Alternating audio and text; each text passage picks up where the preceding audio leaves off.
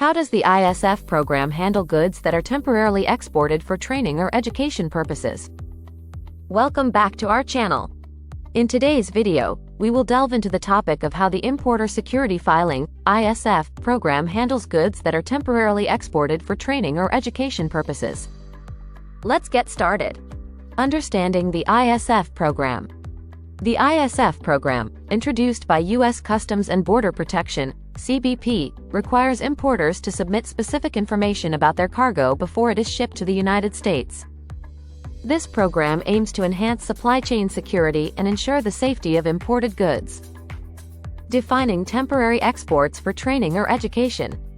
Temporary exports for training or education purposes involve the movement of goods out of the country for a specified period to be used in training programs, seminars, workshops, or educational events. These goods are later imported back into the United States. ISF requirements for temporary exports. When it comes to temporary exports for training or education purposes, the ISF program follows specific requirements. Importers must submit an ISF for these goods, which includes information about the goods, transportation, and the entity responsible for the goods. ISF filing deadline for temporary exports. The ISF filing deadline for temporary exports is the same as regular imports. The ISF must be submitted no later than 24 hours before the goods are loaded onto the vessel destined to the United States. This allows CBP to assess the security risks associated with the cargo. Exceptions for temporary exports. There are certain exceptions for temporary exports under the ISF program.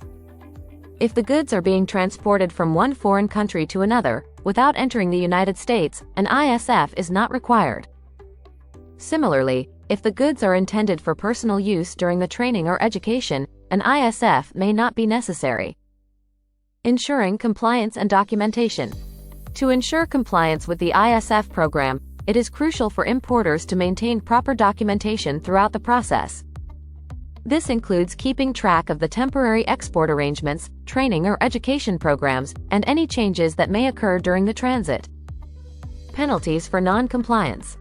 Non-compliance with the ISF program can result in penalties and delays. Importers who fail to file or provide inaccurate information can face fines, cargo holds, or even denied entry of their shipments. It is essential to understand and comply with the ISF requirements to avoid these consequences.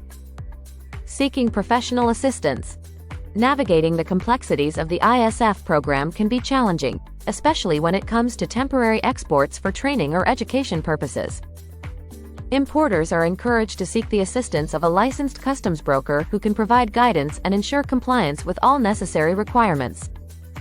That concludes today's video on how the ISF program handles goods that are temporarily exported for training or education purposes. Remember to submit your ISF on time and maintain comprehensive documentation to comply with the regulations. If you found this video helpful, make sure to give it a thumbs up and subscribe to our channel for more informative content. Thank you for watching, and we'll see you in the next video. See the disclaimer note posted below.